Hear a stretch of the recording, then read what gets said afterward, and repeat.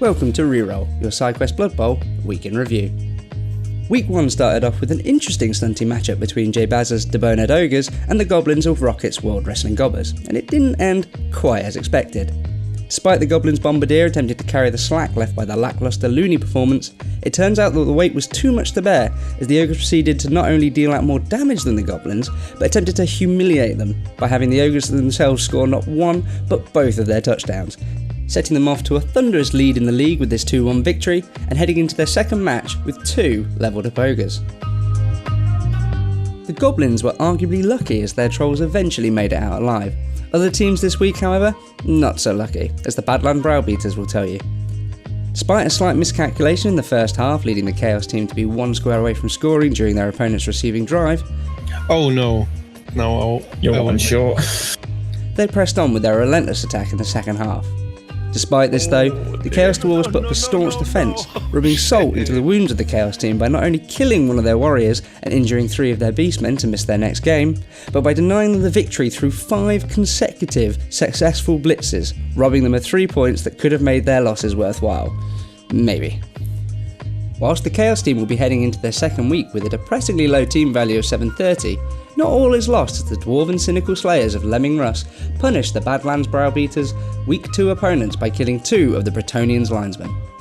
Whilst we can all agree Blood Bowl deaths is what the crowd craves, surprisingly this was not the most gripping part of this, the highest scoring game of Week 1. The Bretonnians, confident that the Dwarves' stumpy legs couldn't keep up, went for a quick 2-turn touchdown during the first half, which they were swiftly punished, well, swiftly for a dwarf, with a return touchdown from the Slayers before the end of the first half. After a slow and abusive grind up the field in the second half, the Dwarves eventually secured their second touchdown, and with only a few turns remaining, the outcome was looking like a Dwarven victory. Inspiration, though many say it was desperation, struck as the Bretonnians carried out this game-saving play.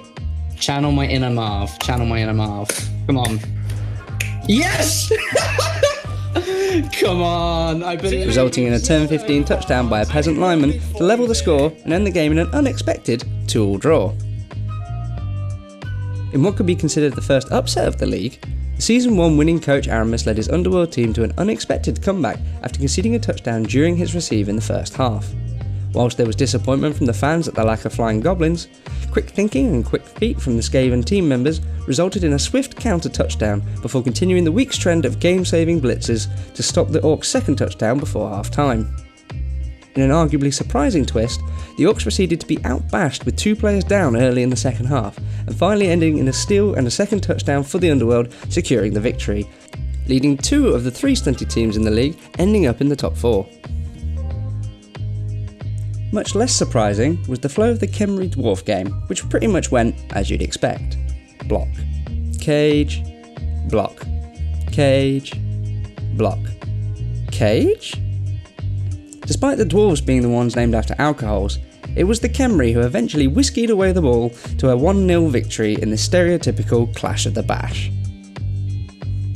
To round out this particularly brutal week of Blood Bowl, Divvot's Lurking Lizardmen decided to show the Kislev players at the Barbarians just how brutal they can be by making them promises they'd swiftly deliver on. Oh, what? He got it anyway. Fuck you! You're going to die now! There we go. Boosh! Injury! Despite some impressive ball handling from the Kislev players, sadly Nuffle decided that the leaps weren't meant to be in the first half.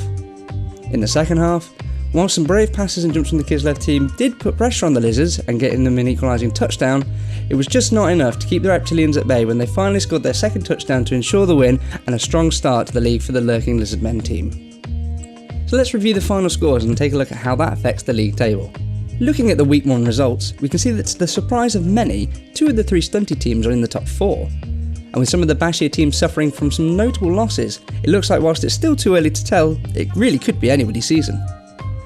Check out the description below for all the links to all of the Vods that were mentioned in this Week 1 review, if you want to watch those games back. If you want to join us live, we stream all of our games over on Twitch, but follow us on Twitter if you want to be kept informed of when the games are scheduled as it changes each week. The links to both of those are also down below. We also have our own website where we keep the schedule, teams and league tables tracked, so if you want to follow along, check out that too. This has been ReRoll, your SideQuest Blood Bowl week in review. Thank you all for watching, and may Nuffle bless you.